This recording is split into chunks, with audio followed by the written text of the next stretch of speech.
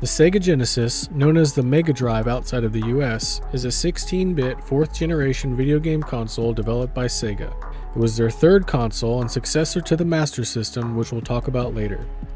The Sega Genesis was first released in 1988 in Japan and then in 1989 in North America. In Japan, the Mega Drive sold very poorly compared to its competition, Nintendo's Super Famicom and NEC's PC Engine. But in America, the Genesis sold fairly well. Contributing to its success was a large game library of over 900 games and the very popular Sonic the Hedgehog, which later became the console's mascot.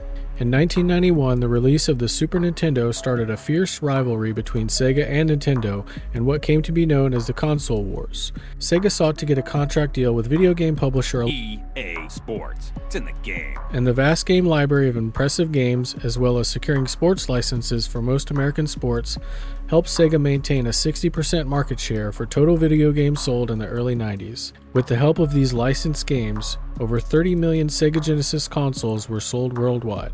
Ushering in the era of 32-bit gaming consoles, Sega released two 32-bit add-ons for the Genesis. The first was a CD drive called the Sega CD in the US and Mega CD in Japan. They also introduced a 32-bit cartridge add-on called the 32X. The more popular Sega CD was released in 1991 and about 2.2 million units were sold.